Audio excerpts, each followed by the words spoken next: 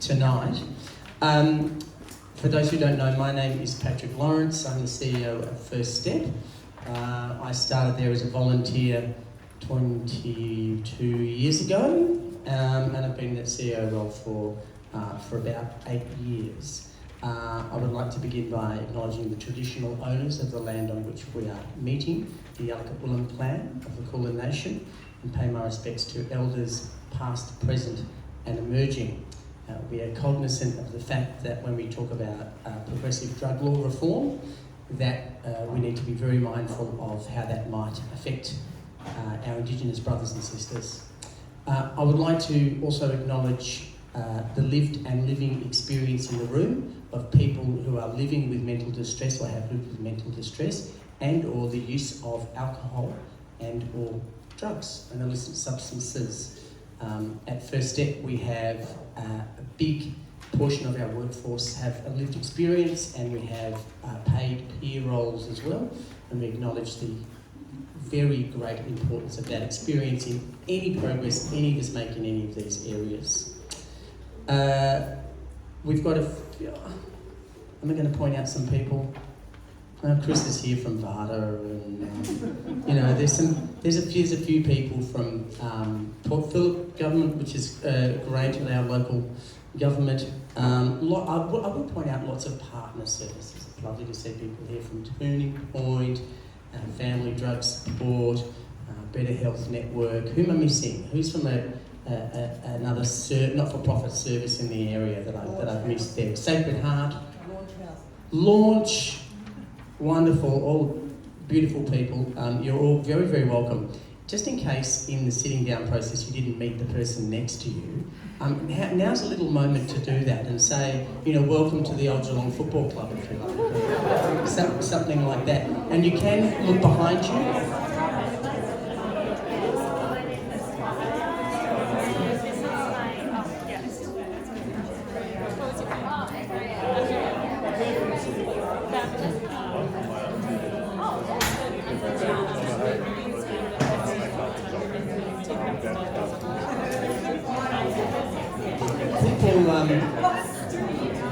People love doing that. That's usually the biggest response I get all night, is to stop listening to me and start chatting to your neighbours.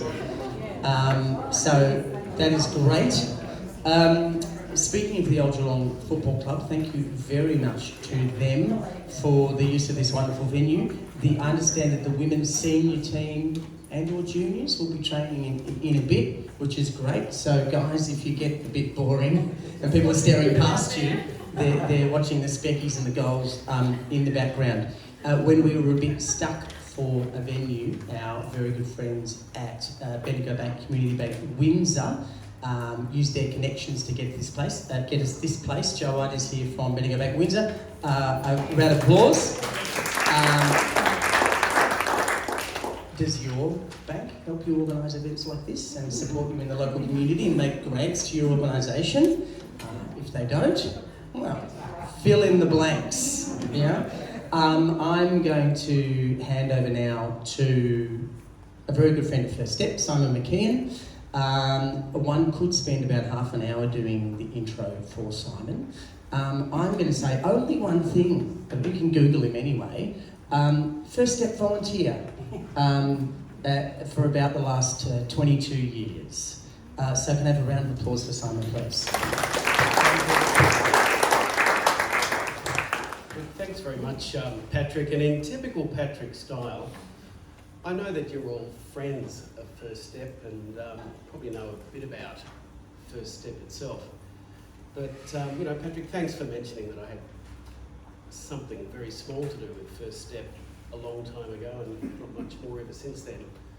But can I just start by saying it is a truly remarkable organisation. Rarely do you see a non-for-profit which is so broadly focused in an area of need.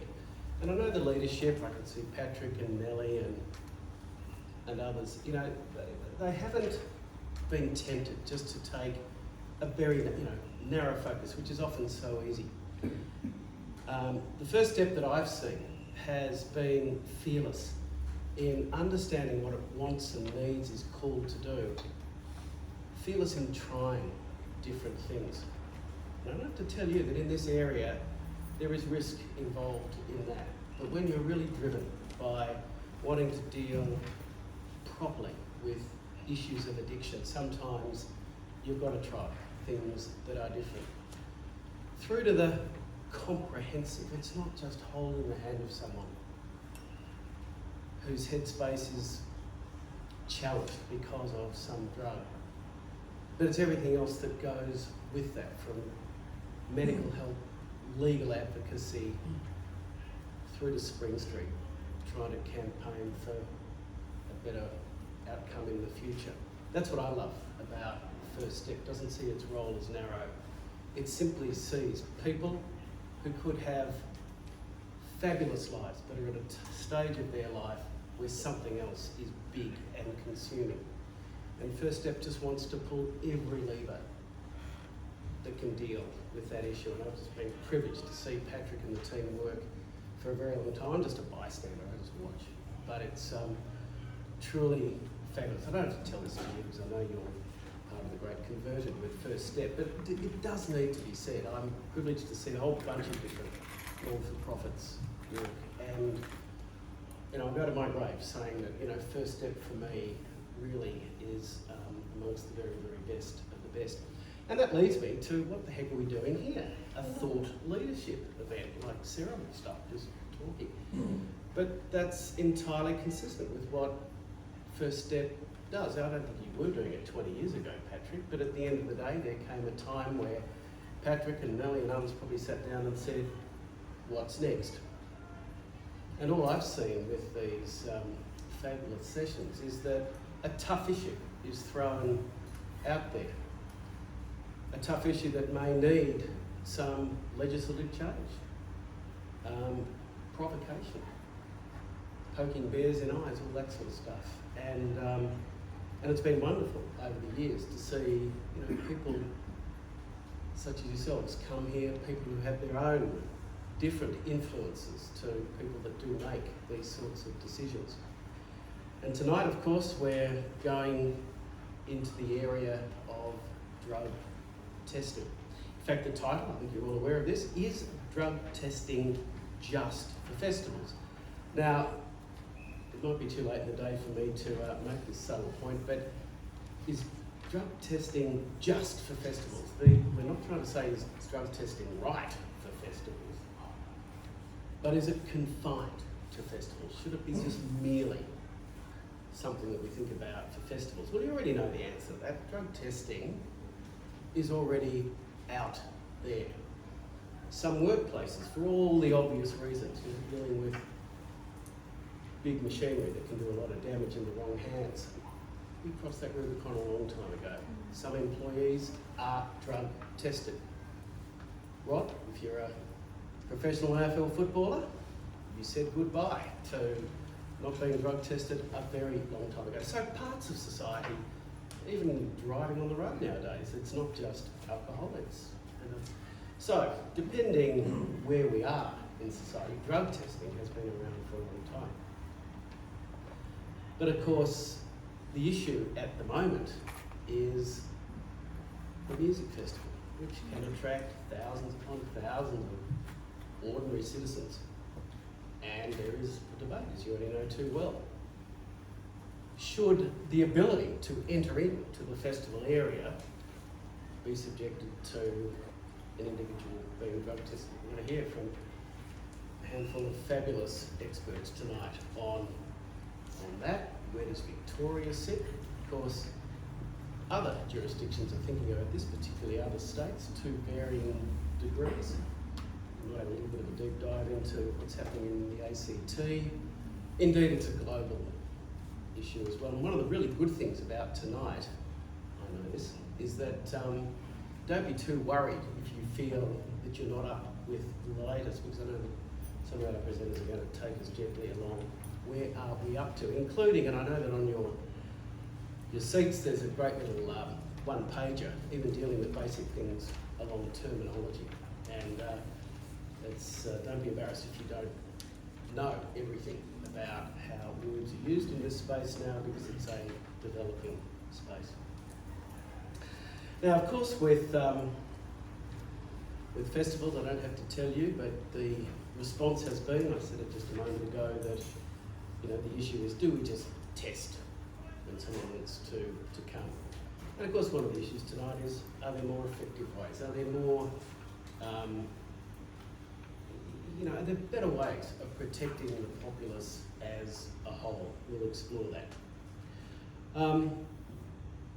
We have three fabulous speakers behind me, Dr. Monica Barratt, Dr. Annie Madden, and Sione Crawford. And as you all know, we'll wrap up towards the end with an open Q&A, comments from the floor in violent disagreement with what's been, all of the above.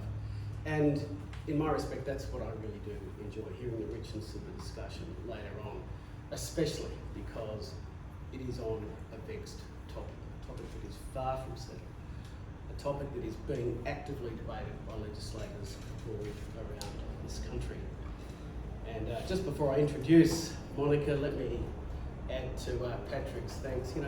Organisations like First Step only exist because of the great generosity of individuals, plus organisations such as the Bendigo Bank and the OGFC. I didn't know what OGFC was until I walked into this room, and now I know it is the old Geelong Football Club. Rod, unlike you, I don't barrack for your footy club, but I definitely don't barrack for Geelong. But nonetheless, we're here tonight, and thank you to those two organisations in particular that have allowed this to happen. So without further ado, Dr. Monica Barratt. I'm just going to quickly tell you her background. She's a social scientist at the Drug Policy Modelling Program, which is part of Australia's National Drug and Alcohol Research Centre at UNSW, University of New South Wales. Over the last 15 years, Monica's research has examined the social and public health implications of digital technologies for people who use illicit and emerging psychoactive drugs.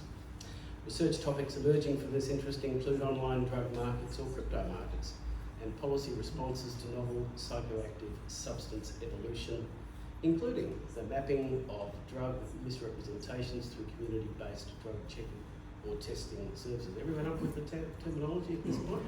That's why we've got Monica following shortly. She specialises in engaging hard-to-reach networks and groups in digital spaces and conversations about research and policy to inform policy change. I'm sure she's very busy at the minute. Monica is also an adjunct fellow at the National Drug Research Institute at Curtin University and a visiting fellow at the Burnett Institute here in Melbourne, I presume. She serves as Associate Deputy Editor for the Journal's International Journal of Drug Policy and Drug and Alcohol Review, Australian Research Lead on Global Drug Survey, and Director of Research at the International Drug Harm Reduction Community, bluelight.org. Ladies and gentlemen, let's welcome Monica.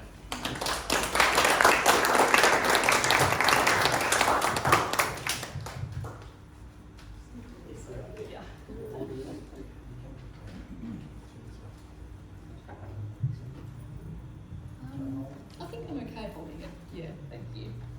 Thanks a lot for the introduction, Simon, and it's lovely to be here. Thanks for the invite, Patrick and everyone. So my role here is to kind of set the scene, talk a bit about what drug checking is, a bit of the terminology, very briefly some of the evidence, but I won't spend too long there. But I guess trying to set the scene for this question, is drug testing just for festivals? So first off, I thought I'd state my view. Drug testing is not just for festivals, in my view. You'll come to understand what we mean by drug testing in a moment, but drug testing or drug checking or pill testing is a harm reduction intervention, and harm reduction has at its core inclusivity. So if you only provide a harm reduction intervention in a setting where one has to pay hundreds of dollars to enter, it's not particularly inclusive. Now, of course, if we need to have that kind of thing at a festival, then definitely we should, but to have it only there seems to me to be a problem with that core inclusivity tenet of harm reduction. So that's kind of my view on the question of the night, I guess. So what I've done in the past is I've done some drug checking research where I've done a catalogue of global drug checking services. So basically looked around the world, tried to work out how many services we have and in what countries. And in that process, I've found there's actually a lot of services that are outside the festival setting, and especially in North America, where they have a lot of problems with opioid overdose and deaths at the moment. These sorts of services are actually sitting way outside of the festival setting. So I guess we need to get to the first question: what is drug checking or testing or pill testing? And the handout that some of you may have seen on your chairs there, that was a poster that myself and my colleague Fiona Measham put together for the Harm Reduction 23 conference last year, which was held in our beautiful city of Melbourne and hosted by Harm Reduction Victoria. Excellent conference where there was a lot of drug checking research. And essentially what drug checking is, it has 5 different parts that have to be there. It has to aim to reduce harm reduction, and what it does is that it's a service that analyses what is in a illicit substance and provides that information back to the service user. It enables someone to submit substances voluntarily from the public. So we also need to have an exchange of information between the service user and the service, and that's wrapped up in a tailored conversation which provides harm reduction back to that person. So basically, if you're using illegal drugs, they're coming from an unregulated market. You may not know what's in them. And the purpose of a pill testing, drug checking or drug testing service is to solve that problem for that individual at that time. Now, the astute amongst you would have noticed that we're talking about an unregulated drug market. So the cause of the problem of not knowing what's in your drugs is the fact that the drugs are unregulated. So putting it out there, I believe Annie and Sione will take up this point further. But if we wanted to solve the cause of the problem, we might consider whether prohibition is the right way to deal with illegal substances. We'll get into that as we go. So drug checking wouldn't really make any sense if it was a pharmaceutical grade substance, is the point here. So once you've got what drug checking is, there's a whole bunch of variable features, and on that poster, that's the panel on the right there, there's 10 features there. And that goes to the question of the night: what setting can drug checking be useful in, and what kinds of populations? So firstly, it can serve different populations, and here's just a list of them. So festival and nightclub attendees, definitely. We know that historically pill testing has occurred in those settings. But also harm reduction and outreach settings. So a needle and syringe program might also offer drug checking in some parts of the world. People who inject drugs, people who use performance and enhancing drugs. So this is not just for MDMA or the so-called party drugs. There's also darknet market participants and others who sell drugs online that utilise drug checking services. Even prescription drugs purchased from overseas pharmacies or grey markets. People who are buying drugs from a weird website might not be getting what they think they're getting and could use a service like this. So secondly, the settings of operation. So we talked about festivals, but some of the other settings include supervised injecting centres. You could definitely have a drug checking service there, and in parts of the world you do. But you also have remote or postal drug checking services. They can be co-located, or they can have their own offices, depending on essentially how many funds you have. And we've also seen these distributed modes of operation or hybrid modes of operation, where you have a main drug checking service in an urban area, and then it might be connected with smaller drug checking operations, and they're all connected together. So yes, the settings can differ. The third difference in operation can be the actual equipment used, so what you can find out, all the way through from a really simple colour reagent test that anyone here can actually buy from an adult store down the road, all the way through to really expensive machines that require chemistry degrees to use.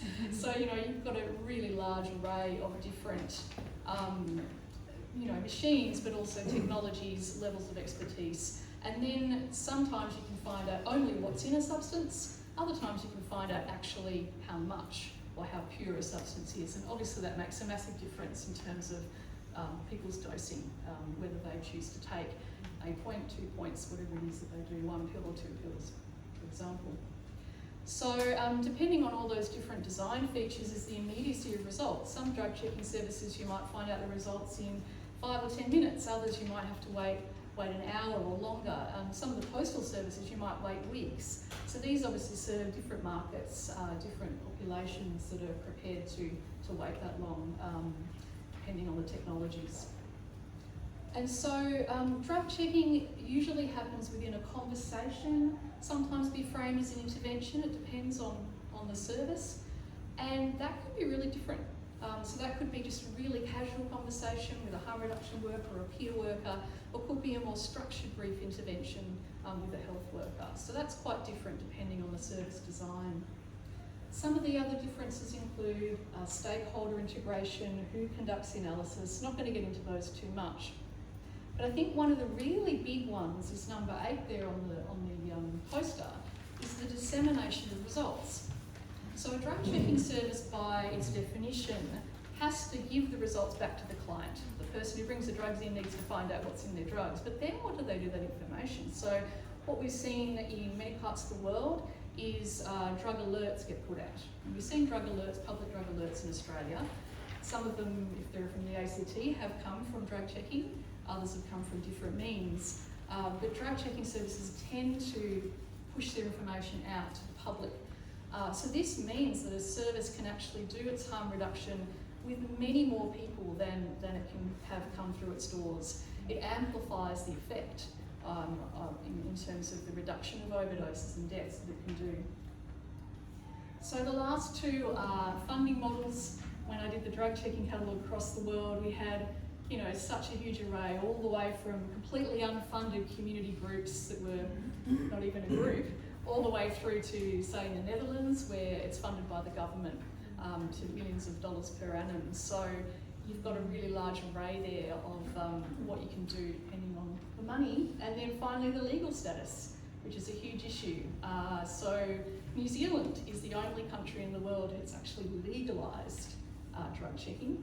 Most of the countries that do drug checking kind of have agreements with the police to kind of, not prosecute people who are involved in handling substances for a drug checking service, because they understand it's a health service, but it's still a grey area. So those people are operating in this grey area. So in Australia, as we'll get to, we have services running now in the ACT and starting to run in Queensland. And in both of those cases, they don't have new criminal law that's come through. They have licensing, so people have undertaken to get licenses to become an authorised drug checking organisation. So it's sort of an open question how best to handle the legal aspects. The service users have drugs on them, and the people who are taking the drugs to test are handling them. So how does that all work? So that's just a really brief overview of the broadness of the different designs of drug checking. So in terms of the history of it, really briefly, drug checking has essentially been around as long as drug prohibition. The first UN agreements were in the 60s and 70s, and we see the first instances of drug checking in the USA in the late 60s and the Summer of Love, where pharmacists and others were testing some of the bad LSD to try and find out what was in it, and then distributing notices explaining that actually you shouldn't take this particular LSD, it's got these crazy other drugs in it. So it's sort of been going on since then. Back then they called it street drug analysis. So these terms have changed a lot over the years. But I think the most commonly understood ones are the Dutch and the Spanish services that have been around for sort of 35 years. So in the European context, it's very much been around the nightlife setting, around MDMA, around pills. And that's where we get the term pill testing, where essentially when ecstasy pills were really big in the 90s and the 2000s as a form of ecstasy that was the most common, they had logos on them, so it made sense that there were batches and you could sort of talk about this particular batch is like this. Now, there were problems with that, copycat batches, etc. But this was sort of the idea that you could distribute that information more broadly to the people using ecstasy pills. However, as I mentioned, in the last 10 years, there's been this explosion of drug checking services in North America, and that's had nothing to do with the party scene, everything to do with fentanyl analogues and other synthetic opioids. They've been trying to detect those sorts of substances and for a much different population there. So in Australia, we've typically framed this intervention in the term pill testing. That's the term we've tended to use. And I think that's historically because that's what it was. To start with, it was about ecstasy pills, and it was sort of called pill testing for that reason. However, in Europe, the term drug checking is preferred, and that term is sort of spread to North America. And there are other countries that call it drug testing. And it's interesting that you mentioned, Simon, about drug testing in Australia. Everyone would think of workplace testing, everyone would think of driver testing, everyone would think of testing our bodily fluids, be that saliva or bloods or urine, for the presence of drugs. They wouldn't think of what I'm talking about, which is testing the drugs for what's in them. So as a result, you know, it's tricky with the terms, I think, in Australia. We've tended to stick with pill testing because those other terms have these different meanings. So it's tricky though, because it's worth clarifying that pill testing and drug checking are essentially the same thing. But, you know, the issue when we say pill testing is that people might think we're only talking about MDMA. We're certainly not. And these days, most MDMA is not even in a pill. Most MDMA is a capsule or it's powder or it's crystals. So maybe even 10% of the MDMA that's used is in pill form. So we have this term, we're still using it. I can see why we are, but it has these problems. So just that's the lay of the land from my perspective in terms of the terms. I tend to use drug checking, but essentially I'm not talking about checking your bags for drugs. I'm not talking about, you know, and that's the problem. People in Australia's bags do get checked for drugs. So when you say drug checking to the average punter, they're probably going to think that it's about the police checking them for substances, which is not what we're talking about. So yeah, we probably need a better term. If anyone comes up with one tonight, let us know. So in terms of Australia, we're briefly just touching on this, that the first sanctioned drug checking, as in government sanctioned drug checking, was in 2018 in Canberra at the Groove and the Move Festival, which was then repeated in 2019. There has been many underground unsanctioned drug checking operations using reagent kits over many decades, where people just take upon themselves to test other people's drugs with kits. But this is sort of the first government sanction, which is what we want, because we want to be able to use machines that cost more and need insurance. If you're doing unsanctioned drug checking, then you know you're not going to be using these sorts of machines. So that started happening. Then we had COVID, a couple of years off, and then in Canberra, CanTest started operating in July of 2022, I believe, which is still operating, and that's a fixed site drug checking service. So that means that you don't have to be at a festival, for the question here. You can go along to the fixed site, submit substances, find out what's in them, have a chat with someone, get some harm reduction advice, and head off. So that's happening now every week, a couple of days a week. And now, as of this year, we've got some Queensland drug checking, and the first festival drug checking out was last month. The fixed site in Queensland is going to be opening on Friday, 4 days from now. So that's going to be once a week in Brisbane. It's going to be a second fixed site opening in 3 months, and there's going to be a few more festivals over the next 12 months. So yeah, there's definitely drug checking starting to happen in Australia. It's starting to be discussed in the other states, but we're certainly not there yet in the other states. I should also mention there's a research project which just started at the King's Cross injecting room last Monday, and that's a weekly project where drugs will be checked. Essentially, it'll be drug checking just under the auspices of a research project. So there is some happening in Sydney, so Melbourne, we're going to get a move on, really. Essentially. So, as also mentioned on the poster there's also a bunch of things that aren't drug checking. It's kind of important to know what those are. It doesn't mean they're not valuable, but it's important to make the distinction so we're comparing, apples with apples rather than apples with oranges. So, some examples that are not drug checking would be testing substances of concern for agencies, like for police. That's not drug checking. Not returning the results to the individuals, so publishing group results only. That's not drug checking. Analysing things that are not substances of concern, bodily fluids, urine, bloods, etc. Not drug checking. Analysing seized substances or ground fines, great for surveillance, might help to do an alert, as we've seen in Melbourne, not drug checking. And finally, posting or dropping off substances where there's no further engagement between those two also doesn't really count as drug checking. So just some examples there. There's been this discussion over the years about back of house versus front of house. Drug checking can only be front of house. It can't be back of house. Yes, you can test drugs away from people, more like surveillance, but that's just a separate thing. So just worth clearing that up. And so that I don't take up all of the time here, I did want to go through why would we even do this? What's the evidence? What's the sort of the point here? And I think the thing that most people go to first is behavioural change.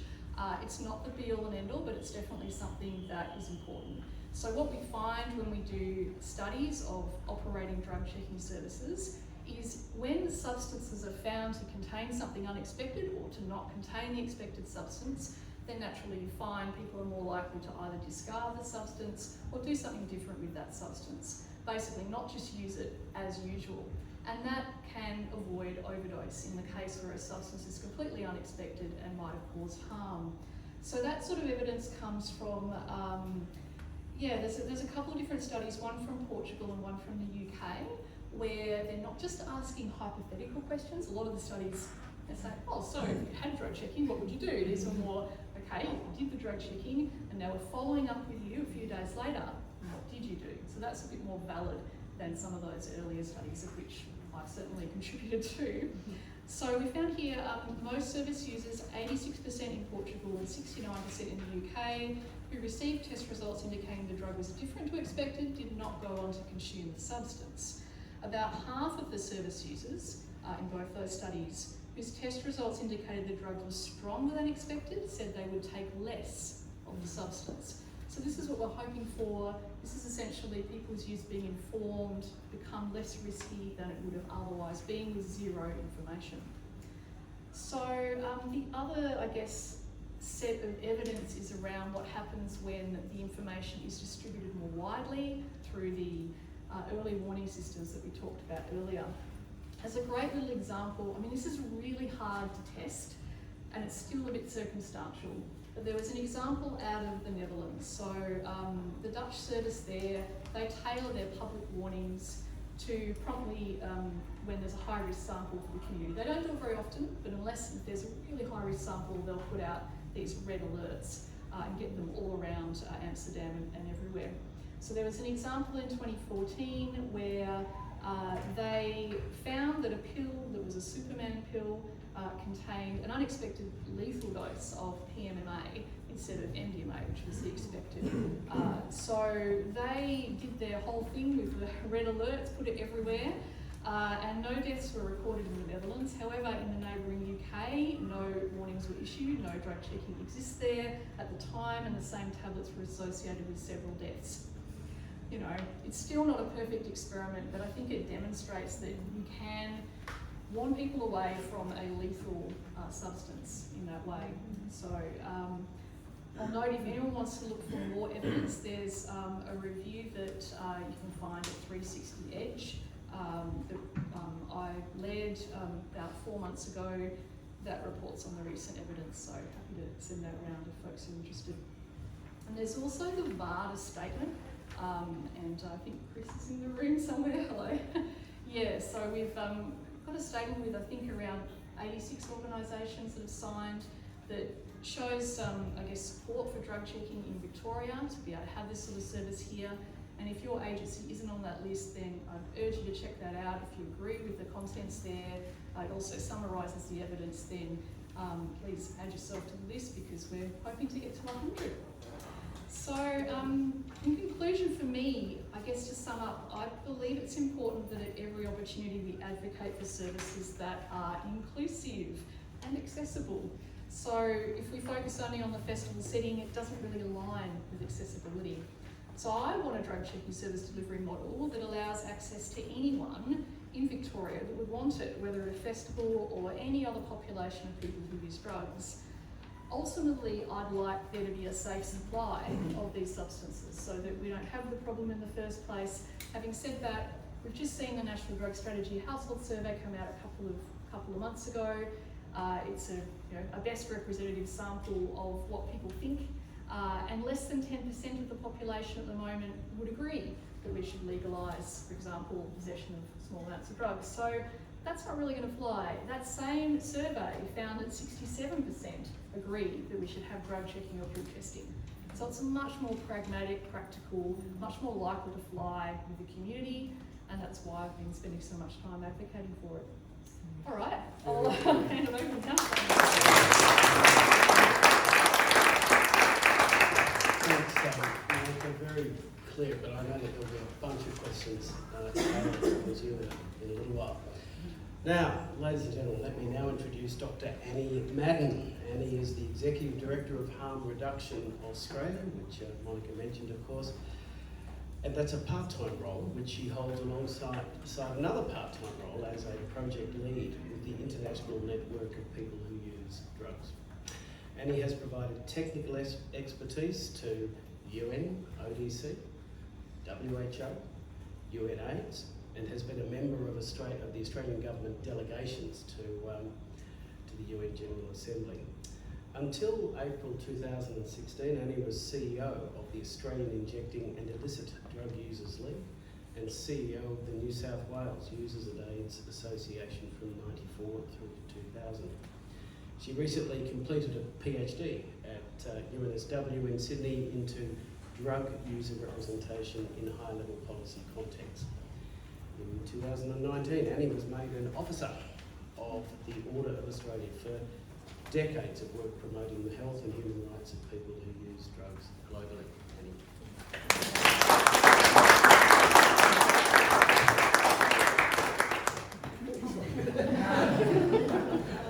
And I think I will need this. I'll have a good go at using it this way because that's probably easier, and hopefully I'll do that. Hi everyone, my name is Annie Madden. I also just would like to acknowledge the traditional owners of the land that we are meeting on this evening and pay my respects to elders past, present and emerging, and to extend respect to Aboriginal and Torres Strait Islander people in the room, other First Nations people as well. So I'm going to present a sort of a bit of a different view on this, not just to be sort of provocative or, contrary, but just to sort of make things a bit more interesting for tonight. Monica's done an excellent job, of course, of outlining the evidence and giving you some background on drug checking, pill testing, so hopefully people now are with us in terms of what we're discussing. So I'm sort of going to bring, as I say, a slightly different view. Now, so Monica has made the important point that pill testing or drug checking is very effective. It reduces harm, it reduces stigma, it engages often young people in important conversations about substances they may be considering consuming, and it gives them the opportunity to make a more informed decision, which may reduce the potential for harms as well as provide an opportunity for kind of safer drug use education. We know, however, that despite how effective pill testing or drug checking is, and the growing evidence to support it, a great deal of advocacy and political lobbying has already gone into and continues to consume many hours for those pushing for these services to be made available. We've seen some progress in the ACT in Queensland, as has been discussed, but two governments in the two largest states of Victoria and New South Wales so far remain steadfast in their opposition. This has led to a degree of questioning about how much effort should go into getting pill testing or drug checking over the line.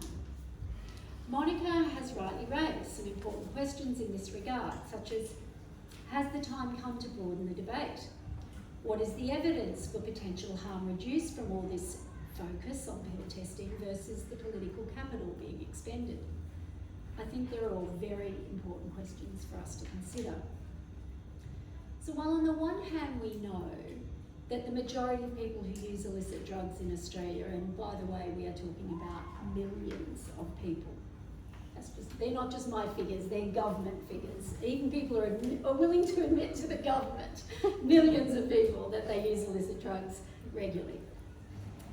So most of the people that, the majority of people who use illicit drugs do so what you might call occasionally, it's often referred to as recreationally. that suggests that pill testing or drug checking could reach a lot of people who use drugs. We also know that most of these people will use drugs without their drug use becoming problematic for them. On the other hand, we know that there's a much, much smaller group of people who use illicit drugs regularly or dependently, as we might say, and they experience the vast, vast majority of harm from illicit drug use. And these are the people who, as we've already touched on, are much less likely to benefit from a festival-based pill testing service. So with this being the case, I'm going to focus the remainder of my time tonight on the merits or otherwise of continuing to throw our advocacy efforts behind drug checking or pill testing. I'm going to start with some reflections on festival-based drug checking, which is much of what the mainstream press in particular is focused on.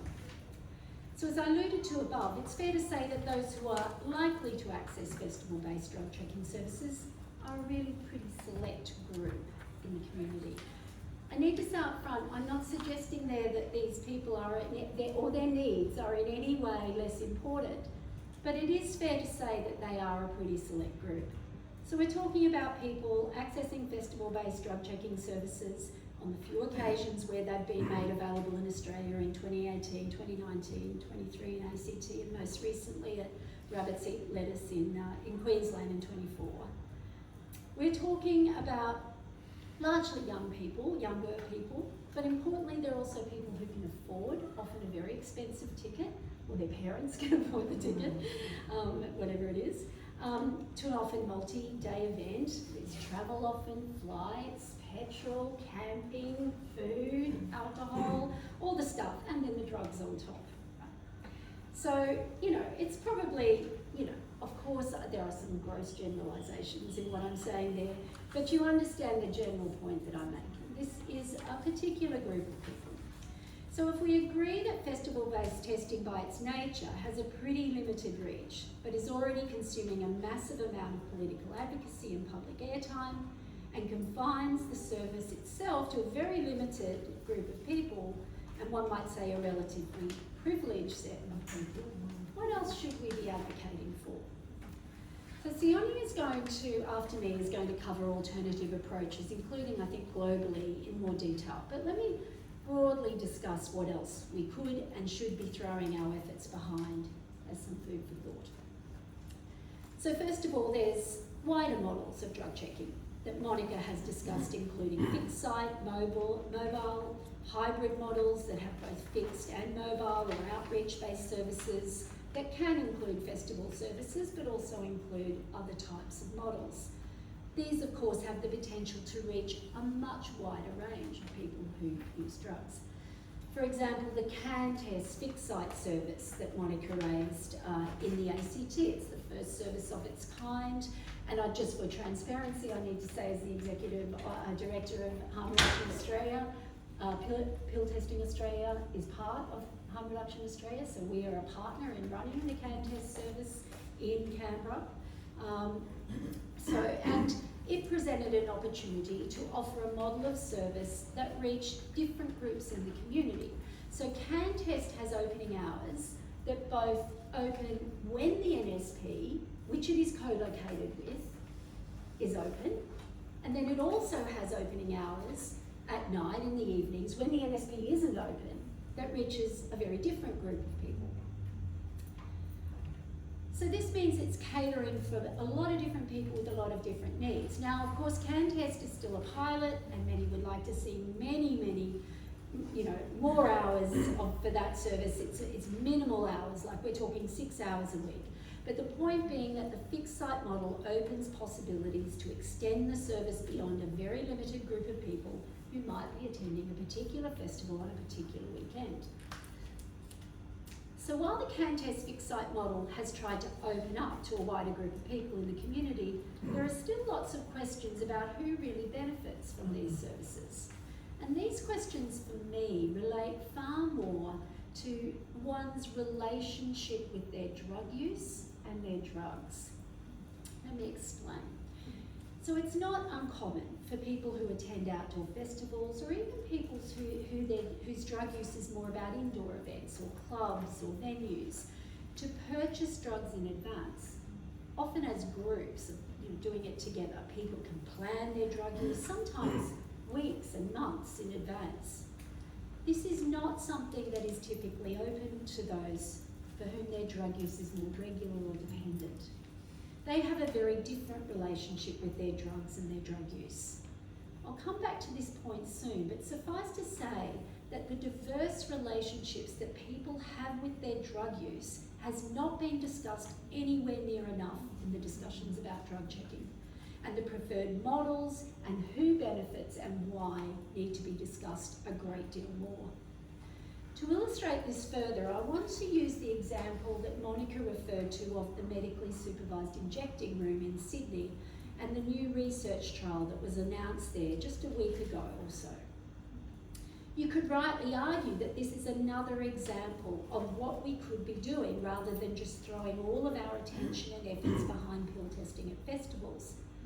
But what I want to talk about is how that trial has been characterised in the press, politically, and the comments I have heard surrounding that particular approach. So the New South Wales Health Minister, who has been staunchly opposed to any form of pill testing or drug checking in New South Wales, said in the press upon hearing of the MSIC drug checking trial, something to the effect of, well, it's really only a very small thing, it's only 100 people and it's at the injecting centre anyway. I mean, what does that really say, To me, it says, I'm still opposed to this pill testing thing. And for those people in the community that I care about, that is middle class kids and their parents, I wouldn't be going here, but this is a small number of people who are a bit of a lost cause anyway because they go to the injecting centre. Maybe I'm being too harsh here, but I don't think I am, because I also heard comments from people who actually are part of the health sector, which is really concerning, saying things to the effect of, I don't believe that normal people might be asked, I can't believe that normal people might be asked to attend a drug checking service in an injecting room. And it's tantamount to putting an NSP next to a school. I wouldn't want my children having to go to the MSIC for drug checking. Now, while on one level, of course, I can reach this, we all know that it's better to provide services in a tailored way to people where they feel comfortable accessing the service and where they see the service as one that meets their specific needs. But it also highlights the enormous potential for othering and for the perpetuation of damaging us and them narratives in relation to pill testing and drug checking services. And we have actually seen this play out over many years. The complexity of all of this was also highlighted, I think, in a comment from one of the MSIC clients. And she said, and it actually really upsets me, she said, I've injected drugs for over 25 years and I've never really thought about what's in my drugs before. And her comment, for me, it really highlights the difference in terms of dependence and how people view their drug use and their relationship with drugs. And when you're dependent, and just to fully disclose, I am someone with lived experience of dependent drug use. I'm an injecting drug user. I've been an injecting drug user for over 30 years, and I'm on methadone still to this day. I've been on methadone for a long time. So I do know a thing or two about this. And when you're dependent, you can't wait. You don't purchase in advance. You typically couldn't afford to do it anyway. And the thought of giving up even a small amount to be tested, you might think, well, do I actually really want to know? Because do I actually even have another option if I do know what's in here? Because I'll probably end up in withdrawal, and what am I going to do then? I guess it raises questions about whether more dependent drug users would even see drug checking services as something for them. Outside of a novelty value perhaps, but of course the MSIC is going to be looking at these issues, and it probably does depend on the model, but for me, this really raises important issues about what we're ultimately trying to address with drug checking.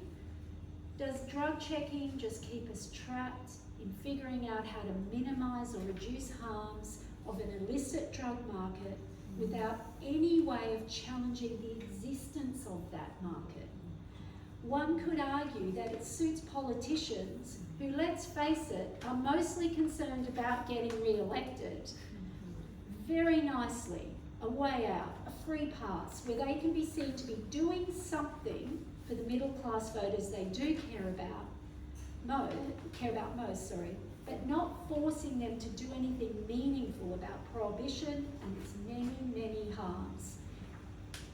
It keeps that issue firmly in the too hard basket while we're all busily tinkering around the edges. In my view, it's time to ask ourselves whether we are focused on the wrong problem. Should we continue to focus our advocacy efforts on strategies like drug checking that can reduce the harms associated with the illicit drug use market, or should we be asking, why is there an illicit drug market in the first place, and what can be done to end it? You could argue that focusing all of our energy on pill testing and drug checking, whatever the model is, really just postpones addressing the reality of prohibition, its well-documented failures, and its harms. I need to be clear here. I'm not criticising people advocating for drug checking. I am part of that advocacy. But in many ways, I would argue that this is a classic situation of not seeing the wood for the trees. We need to ask ourselves, what is at stake in continuing to focus on pill testing and drug checking for a relative few rather than solutions for all? In many ways, it's an age-old tension between incrementalism versus big reform and change. But we are currently watching incrementalism in relation to drug policy being rolled back all over the world. Places like decrim efforts in places like Oregon, in Vancouver, in Thailand, they're all being rolled back as we talk, due to pressure from conservative forces, largely. It's time to ask ourselves whether our commitment to incremental change, due to a fear of getting no change at all, is really just a political red herring. It is difficult to choose between an approach that can save even a limited number of lives now, compared to investing in efforts in bigger change that might benefit a much larger group of people that may never eventuate. But do we need to ask ourselves, how many more taxpayer-funded trips to Portugal or Switzerland do we sanction for politicians to see for themselves what the mountains of evidence already tell us?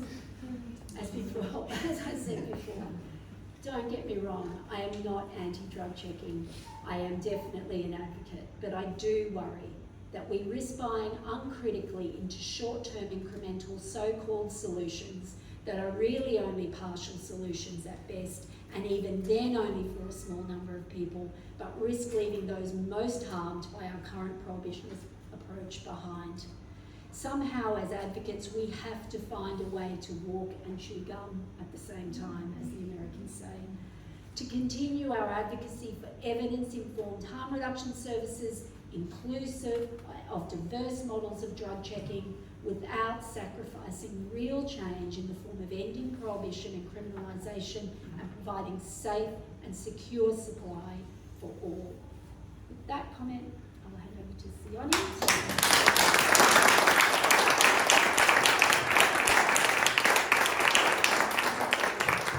Thanks, Annie. Thanks for your candour, your honesty, taking us into the very important place of lived experience. Thank you. Now, finally, our last fabulous presenter tonight, Sione Crawford, has been working in peer-based organisations of people who use drugs since 2004. He has worked as a peer educator in community development and in policy and leadership positions. Sione is currently the CEO of Harm Reduction Victoria, the organisation representing people who use drugs in this state.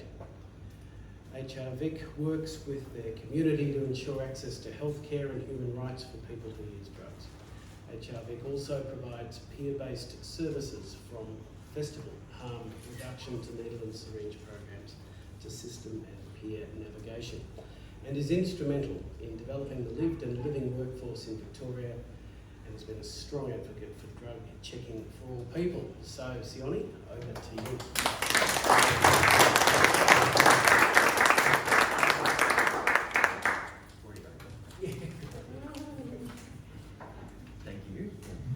Thank you for that intro, Simon, and thanks to Monica and Annie.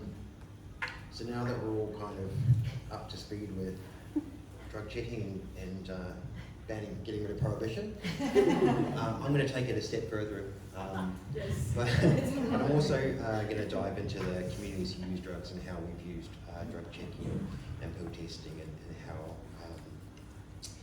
we might be better served over time. I'm going to bring a few more terms and concepts to us as well. I'm sure some of you have heard, but we're going to go a bit beyond drug checking and drug testing and pill testing. So HRVIC does many things. We provide services for our diverse communities of people who use drugs. We undertake health promotion and peer education, and we advocate for policy that we believe will make life better for our communities. One of our strengths is this diversity of community. So in a while I'm going to speak about different communities and different drugs and different ways of using drugs, but we're all in one way or another marginalised and also all put in danger by poor public policy and what seems to us as a glacial pace of change.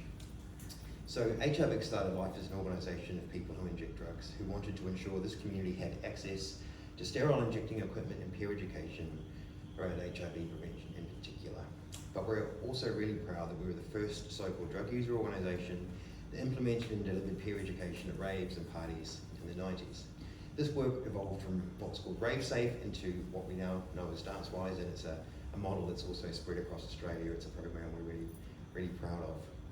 And these are substance-specific resources, as we call them. We've got a number of them. Our HRVIC resources now, but they actually started life as DanceWise resources. I personally have always had issues with them because they're not really the kind of health promotion that I was brought up making. They're detailed, they're really text heavy, as you can see, and they assume a fair bit of knowledge of the people that read them as well. We have about 25, 30 of them now, and every year we're sort of making new ones. They're also the most popular resources that we have. The most popular resources that we have. They're always running out, and they cost a lot to print, because we've got 30 of them. What these also do, though, is give us an insight into the community who produces, uses, and shares these. They are, in some ways, many ways, for drug nerds. So it's the community who use novel drugs, who like to know what are in them and how they'll affect them, both by themselves and in combination with others. These are people who use drugs who also thirst for knowledge. It's the same community that has long championed pill testing or drug checking. It's understandable that the term pill testing, as the others have spoken about, was popularised in this context, and it's now recognised far more widely and used in the media and so on. I come from New Zealand, and I'm more from the opioid using background. Our culture is more chemistry based than most. We use acetic anhydride to turn monoacetylmorphine into diacetylmorphine, otherwise known as heroin. But it's also still true to say that, as Annie sort of pointed out before, many of us who use drugs in this way are really just interested in the end result and not knowing everything about the process and about the drugs themselves beforehand. But this goes some way to expressing why one community might champion and forge the way on something like pill testing, and a linked community of mine might support and come in behind and also see its benefits. So at HRVIC, our advocacy on drug checking always seeks to widen the scope to include other drugs and adulterants. We use the term drug checking formally so that we can leave ourselves open to advocate for any kind of drug checking, whether it be at festivals, the drugs predominantly used in those settings, or whether it be in an injecting room or a setting where other drugs are more commonly used.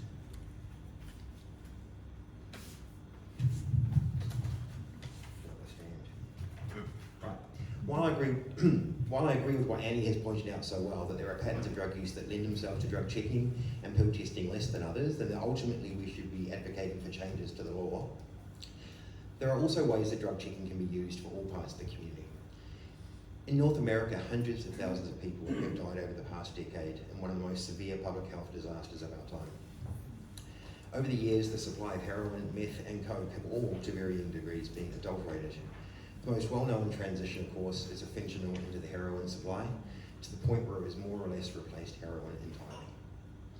The phenomenon of benzodope, a supply with xylazine added to it, has taken off, and even more recently, nitazines, another opioid, have been found in the supply. If fentanyl is supposedly 25 times as strong as heroin, then some nitazines are purported to be 25 times as strong again.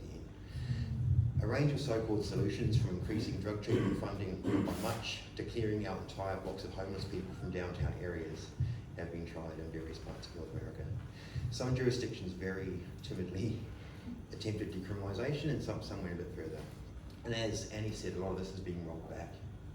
So a few years ago, a group called the Drug Users Liberation Front, or DOLF, stepped into the spotlight and showed how the community might solve this issue, and drug checking was a key part of their solution. DOLF set up what they termed compassion clubs, which is sort of named after clubs of people who who are HIV positive back in the 90s, who weren't able, in the States, who weren't able to afford or weren't insured and able to access HIV medications, and they started coming online. These compassion clubs of people who use drugs, in this case, chipped in to fund the purchase of unadulterated drugs from web vendors, or the dark web, at quantity. DOLF then used drug checking to ensure the drugs were uncut and unadulterated, and mostly they focused on heroin, but also meth and cocaine, as these two are subject to adulteration. These were then packaged up into consistent labelled doses and distributed to members of the compassion club. And over the time they were doing this, which was a couple of years, no one who was part of this died from an overdose. They also undertook stunts and events where they would partner with people, with organisations like Mums Against Harm, where they would hand out drugs to people who were dependent on the street as well. So this, here comes the term, this is what we sometimes call community regulated supply, or safe supply. We use community regulated supply because this is actually about the community most affected by these issues regulating their own supply. It's removing the organised crime component from the market, some of it anyway, and taking on the regulatory role that the government does with most other drugs. It's also a pointer to how drug checking might start to have population level impacts. If we do this right and think about the big picture, this is where that's probably testing for a lot of people, and so maybe other next sort of things I'm going to say. Most of the time, pill testing and drug checking is thought about as one person checking their drugs to then not use them if they're dangerous, or throw them away if they're really dangerous. That's fine. But at a population level impact, we need to think about the models. We need to allow the models to be responsive and adaptive. And instead of doing the inevitable and ruling out the use of drug checking by people who supply drugs, we should actually encourage it.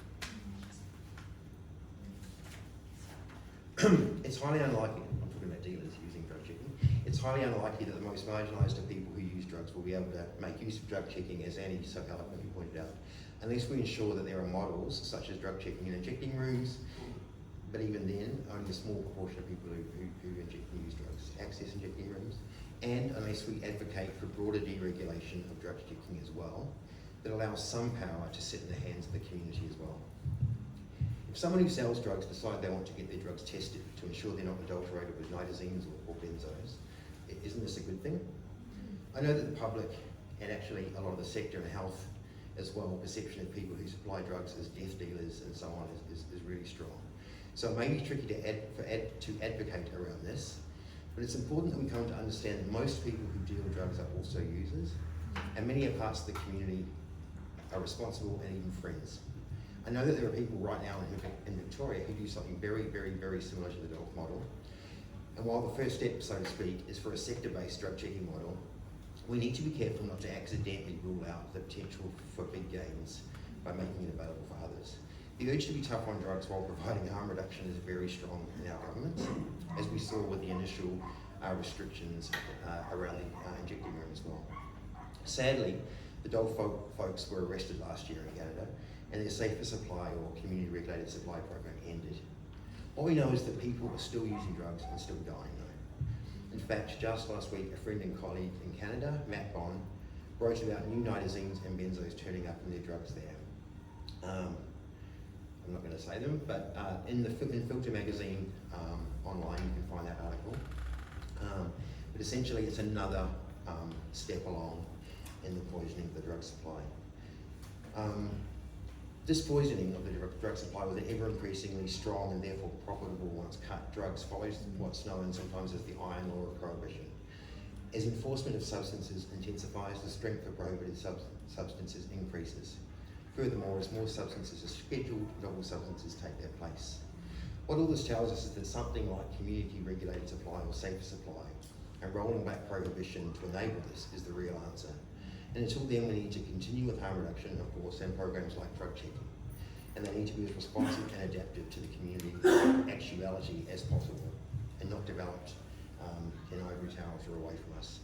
With that in mind, this is why VADA and Harm Reduction Victoria, along with these fine people, Monica and Annie, and many other experts in Victoria, have come together to put together a consensus-based model for drug checking in Victoria. And included in its principles is this concept of drug checking needing to be responsive and adaptive to community need first and foremost. And as, although it's different, as Monica pointed out, if you want to sign on to the VADA letter, that's online, and that's was a really important precursor to this piece of work that we're doing, which will be released in due course.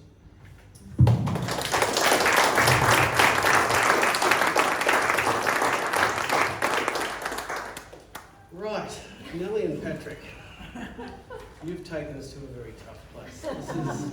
This is hard, this is tough, and I again want to thank our three presenters for so skillfully taking it to us to a place that, as I'm saying, is tough. No issue about that. And in saying that, I am not surprised that our elected officials are finding it very tough as well to make very clear and simple decisions. But we're here, and so now it's our turn, your turn, to fire questions, make statements, loudly disagree if you've got the guts, whatever. But this is a tough place. So we've been to easier places in the past, Patrick, but you took us to a tough place today. So over to you. Do I have a question? Yeah. And please, of course, who are you? I think it's I'm Joel from Bendigo Bank. I think it's a bit of a tough thing. Because there are so many challenges to what you guys are saying. And while all three speakers were speaking, I was thinking, is it possible to actually legalise? I mean, if you're talking about cocaine, if you're talking about methamphetamines, if you're talking about marijuana, why aren't we legalising it? Why aren't we cutting the dealers off? Why aren't we charging tax on it? Use the taxes and provide the facilities to give the care that we need. But obviously, looking at the pros and the cons, it's just it's a real challenge. Good place to go. Why aren't we legalising it? It's a great question. And I think we were talking earlier about potential topics for the next. I was suggesting a topic like beyond prohibition, because I think a lot of people, when they think about legalisation, will often say, well, there's either legalisation or there's prohibition. There's sort of two options. And there's actually a lot of variation along the way there. So you might be able to find a model that, it's not all the way, shops of drugs everywhere and complete, there'd be some regulation, but neither would it be prohibition. So working through all those options is important. But as Annie, you pointed out, sometimes, jurisdictions can go to this point and then it doesn't work out properly and then they wind it back, and that can be about just getting the right model that actually works, where, like you were suggesting, that you've got the right services funded so that people can access them. Do you want to?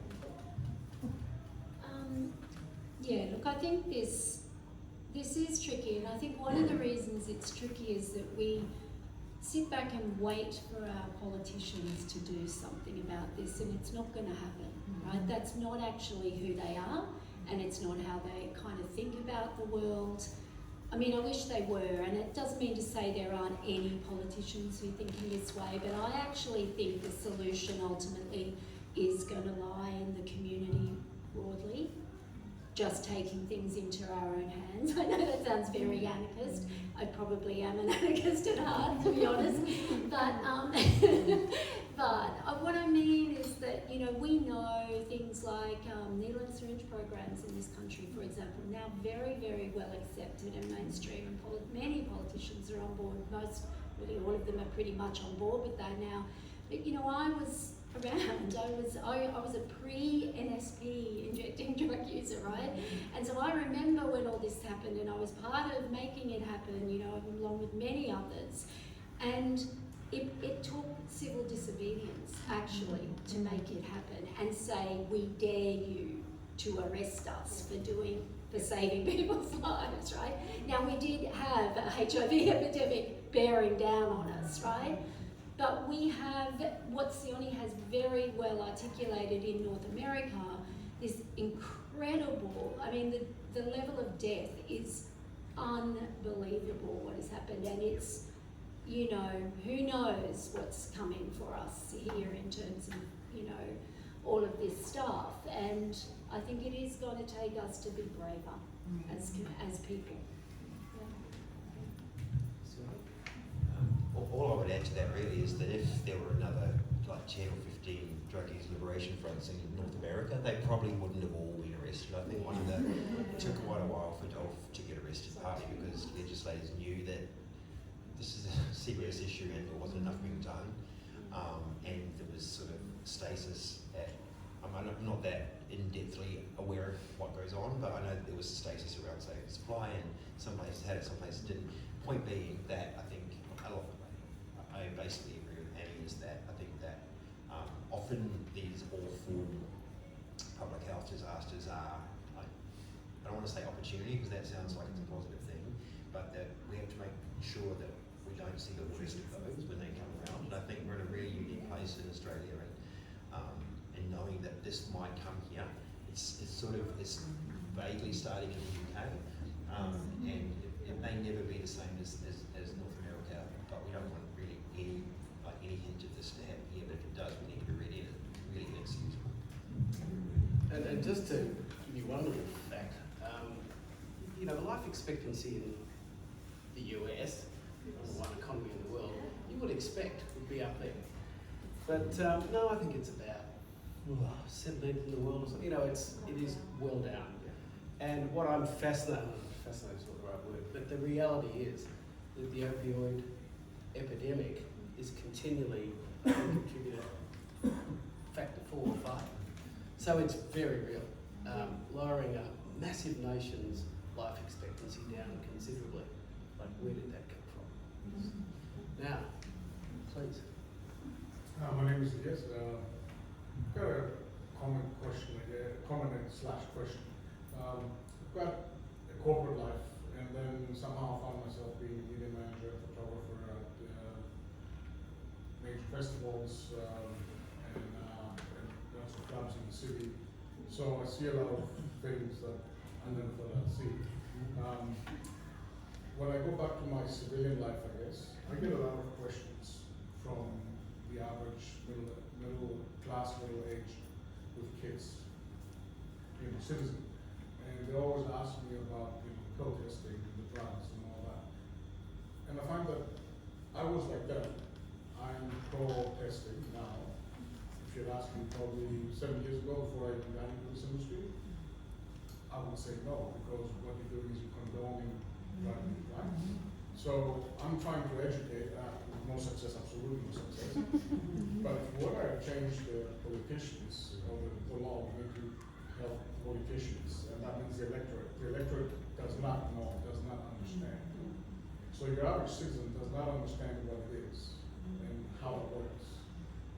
So facts and education, but how do we get there? How do we get it to the average Joe? Sorry for a long No, well, thank you for. I have one more thing. Can I just say thank you for adding to the clarity of the toughies. Because on the one hand, we're saying addiction is very real. Wouldn't it be nice to say way the magic wand addiction's gone, doesn't happen that way. So the fact is that we are forced to think then about least worst alternatives. That's what we're talking about. And this hoary old topic is right in the centre of it. The others may have more advice, but I do know that before the Labour Day weekend, the Herald Sun rang us and asked if they asked for like safer using tips that they could put. And they actually published some of them, and they weren't quite framed that way, but I was pretty shocked actually. Dave Taylor from VADA and myself kind of like talked about it. He passed them on to us, and we kind of decided should we do this or not, and they seemed really genuine. I feel like this is one of those issues, perhaps for the reasons others have mentioned, that we might be able to slowly break through on, because That is fascinating. I wouldn't have expected Murdoch Press. No. And can I just ask this question? Did the actual piece that came out, was it okay? Or did they, Yeah, well, it was actually a did they bigger play piece with you? about the heat of the weekend coming Yeah. up. Yeah, There was a yeah. section about there was a very small it was a few sentences Okay. with some dot points. They used our words verbatim. That's good. Any other? Yeah, I totally get your point there. Think of how long it took me just here to try and explain what group testing and drug checking is and what it isn't. And my question earlier, like a different term that actually somehow encapsulates what it actually is. Because when we say something like drug testing, we actually mean testing people's saliva for drugs, and we say pill testing, we actually mean testing what's in the drug. It just, the terms don't actually in themselves say what the thing is. None of them do. So then this issue of, oh well, that then endorses the drug use, and so we counter that with some of the research, but that doesn't seem to matter. I don't think the research really hits home, because it's a philosophical position, and it's a philosophical position that's against all harm reduction, because harm reduction assumes that some drug use will occur in society. All those people that use drugs are willing to use them more safely. But if you're against that premise, if that first premise is antithetical to your philosophy, then you're not going to accept harm reduction is valid. So, what do you do with that?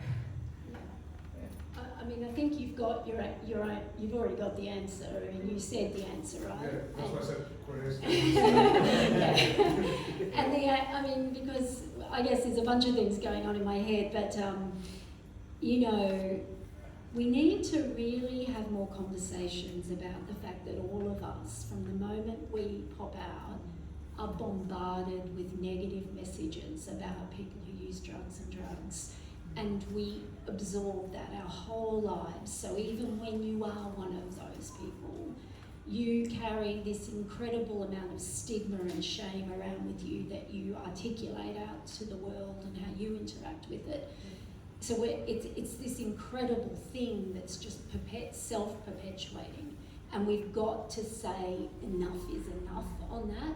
Every single one of us, all of us, if we did nothing else but say to ourselves, I am not going to be part of that anymore with my children, with my grandchildren, with my neighbours, with my family, no matter how hard it might make the Christmas discussion, which you can guarantee my family discussions have been very interesting over the years.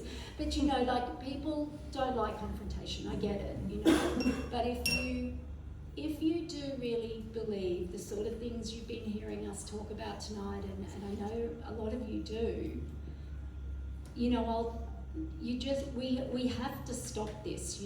I'll end by saying, just the other day in Melbourne, another issue, the so-called second injecting room in Melbourne, the fantasy thing, was back in the media, and the actual piece itself wasn't too bad at all, but the advertising for the piece was horrific, right?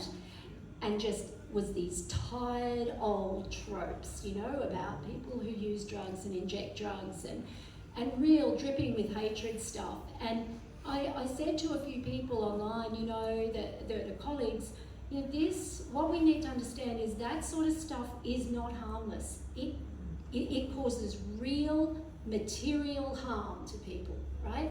People die from that sort of stuff being said over and over again. It's what kills people. When you talk to drug users, they will tell you, and I know a lot of you work with drug users or are drug users yourself, what they say all the time is it's the stigma that is killing us. Not the drugs so much as it's the stigma. Now I know that's not 100% of the case, and Sione's talked about North America and the drug supply, but you know, again, stigma's playing the role in people not being able to come forward and even talk about what's going on with them there. Sorry, that was very much a run.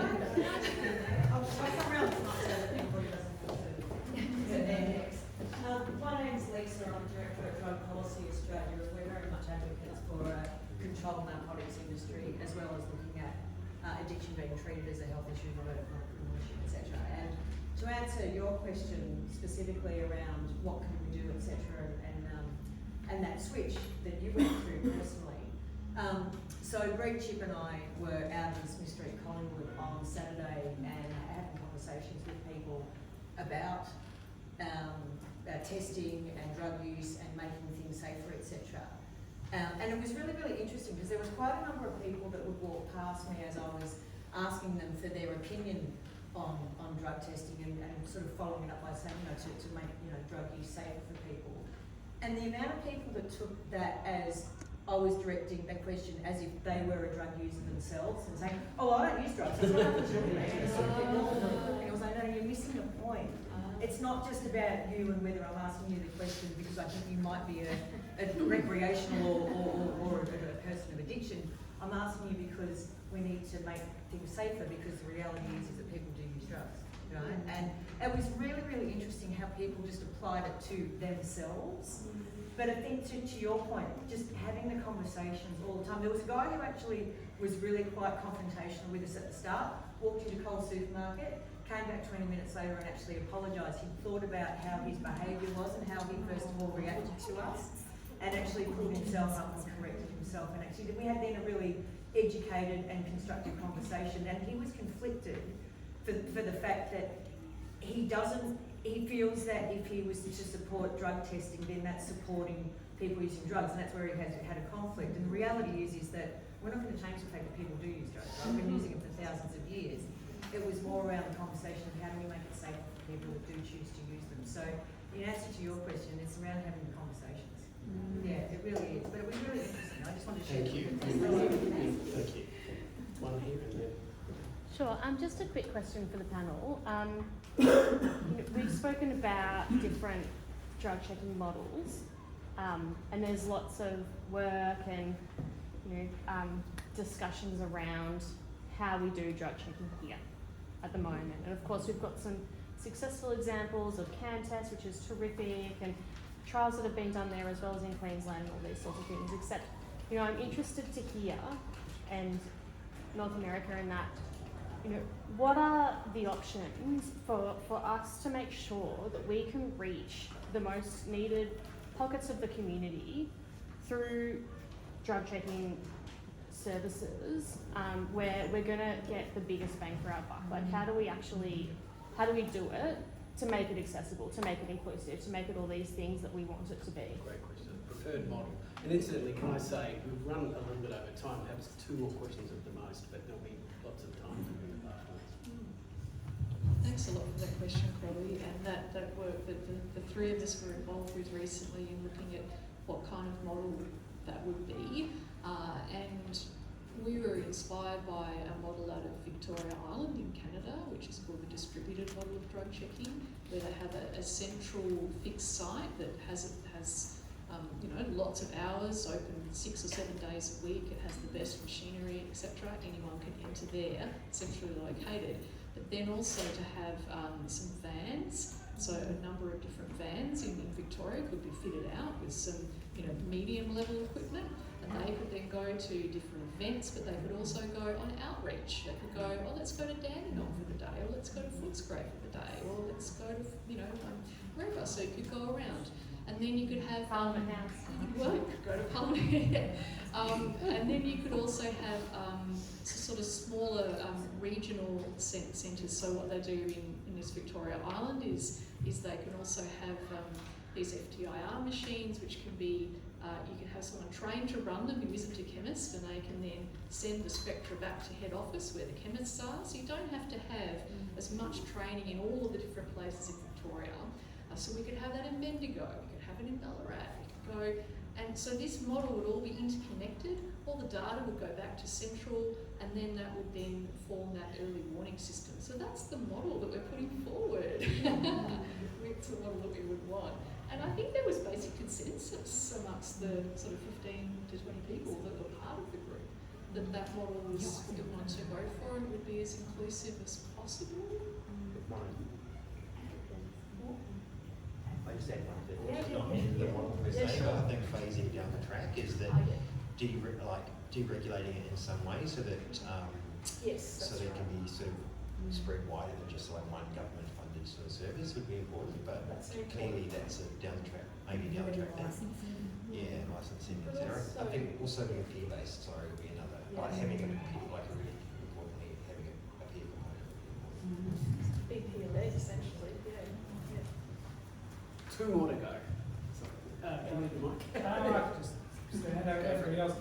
I'm Tim Baxter, I'm a councillor at the City of Port Phillip. For me, just talking about that, you know, the stigma and how you push that change from the ground up on a political level. One of the things that one of the campaigns I looked to as one of the most persuasive, that would be the marriage equality campaign, 7 years ago now, I suppose, where it was actually largely led by people with, I guess you'd call them experience, where it was about humanising queer couples really, about that. And I suppose my question is, how important do you think getting the people with that experience out there to advocate for themselves rather than, no offence, academics and those sorts of things, how important do you think that is for reaching that level of change with the politicians? Great question. Tim, who got the courage to answer that?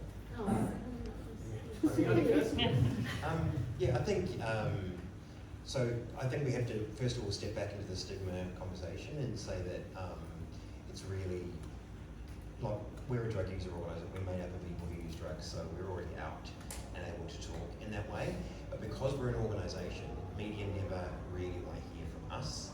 They want to hear from someone with experience, and even if we say we're drug users, they're like, that's too hard for me to get around the work for an organisation.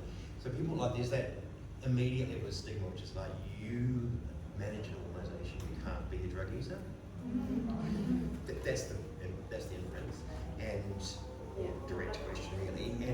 And I think, but beyond, and that I think is just an illustration that, you know, we're continually being asked to put people forwards with lived experience. And we were asked to be on to take that 9 journalist around the centre of Melbourne.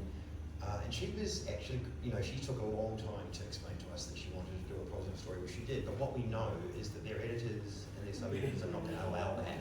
And so it's a chicken and egg situation where we kind of need to do that to break through, but it's so dangerous. And I mean, I think you saw that with the with the referendum recently around the voice to Parliament, and also to an extent the marriage equality thing. And so it will take bravery and opportunities for people to tell their story and stuff, but I just think it's, given the stuff that a lot of other people are battling day to day with their life, it's quite a lot to ask, and so I think that's kind of partly our job, but it is made tricky because it's conceptually really hard for media to get their head around. But I think essentially we need lived experience, but we also need the whole community to kind of come along as well, or the community that cares can come alongside as well and support those people. I mean, 100% what Sione has said, and just to add, that people are criminalised, so that's the added sort of side, because I again, having been around for a while, I remember, when there was the change in laws from homosexuality being illegal, right, and it transformed everything, really, it transformed everything. So many conversations were able to be had. It meant anti-discrimination legislation, anti-vilification, all the stuff we just don't have to protect us, so we do need, as Sione said, all of you. Thanks for the question, because, at the end of the day, we are playing with fire here, aren't we? Sione made it so clear that, you know, the media is an obvious tool to use, but it can be turned around, and particularly when we mention crime, when you mentioned, Sione, in your address, organised crime, so the providers of the product in the first place, that's all organised crime. And then how often do we read and hear, you know, that some other crime was caused by someone with an addiction, you know, etc. But thanks for asking the question. Now we're down to the last one or two. Yes, please. Yes, my name's Anne Smythe. I'm from LSE Group. We're working with Patrick and First Step on the evaluation of the road home program, which I won't, because it will take a very long time to explain. But my point is a question about evaluation, and it really is what sits underneath that is how you generate, not just generate a rigorous and thorough evidence base, but how you use that to advocate. We're using a developmental evaluation, which means that this is a new initiative. So we're evaluating as the program is developing, because no one had a clue, basically, did that, Carolyn, what it would look like.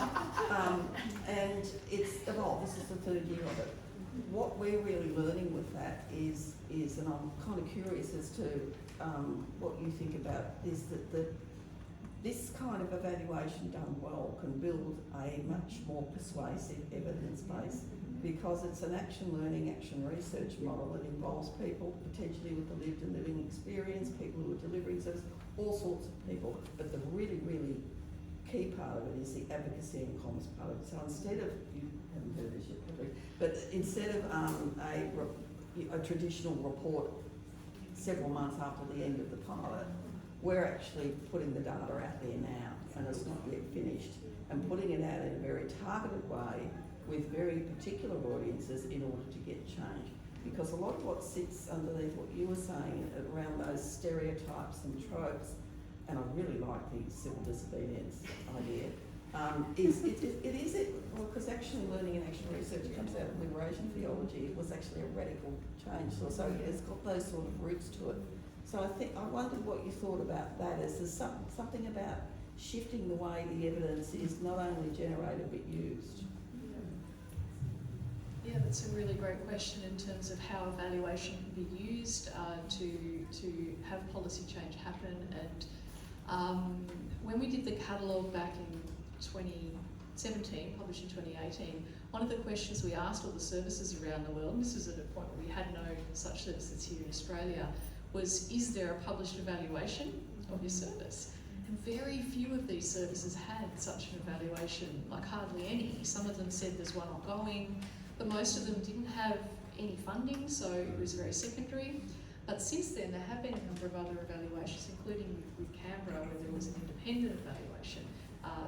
And Queensland also has an independent evaluation. This is independent too. Yeah, so that then provides it with that gravitas. It's not some internal thing that you're doing just for yourself. So I think that really helps.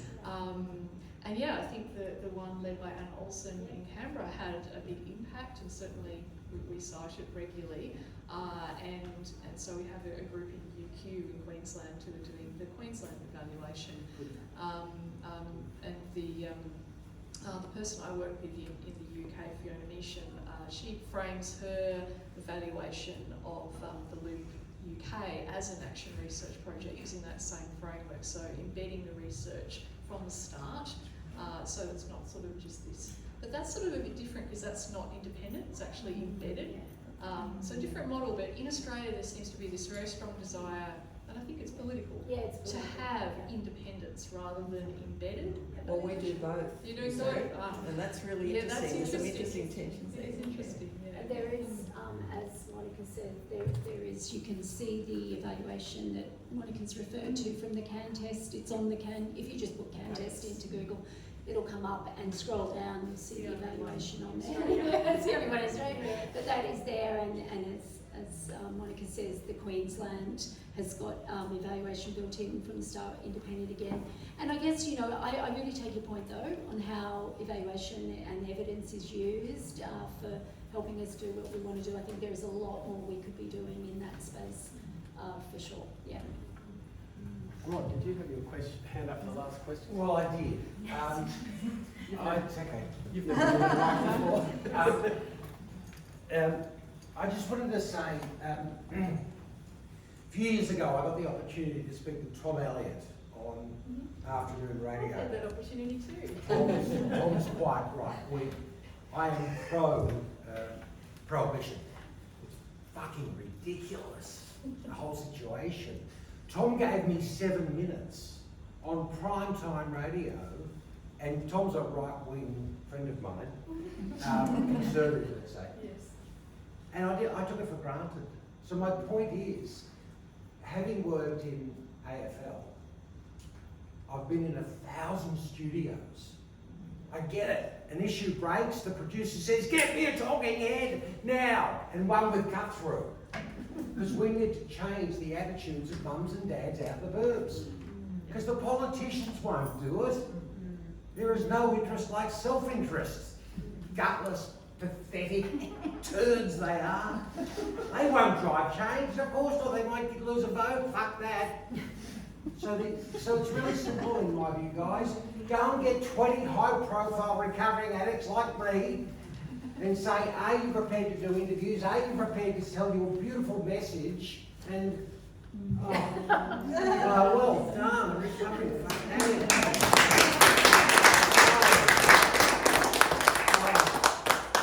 Anyway. Rod, I'm really annoyed. I wish I could honestly say that I set that up with Rod. But I didn't. Rod, thank you. It's not that hard. There are so many high-profile recovering addicts. Russell Brand rings a bell. He'd do it. He'd change the attitude of the apathetic masses in the burbs. What a night. Thank you. Natalie, Patrick, any final words? Yes. So very brief. We'll put the link to the VADA petition/letter in our comms after this. On the off chance there's one or two organisations here who haven't already signed up. I vote for illicit drug analysis. Oh yeah, that's another one. Well, Just putting it out there. The original term was street drug analysis. That's where I got the analysis bit from. And then I thought, and the very fact that it's illicit is why we need the analysis. So, I don't know. I'm just putting that out there. And I know we haven't got time for questions, but it's really interesting that we've gone this length of time on this particular topic, and trauma hasn't come up. And it's just really, really interesting. And it's really, really interesting, and it's totally. Is that story the essence of getting through the stigma thing? I don't know. We all have trauma. Ladies and gentlemen, can you give a big round of applause? Not only for first step,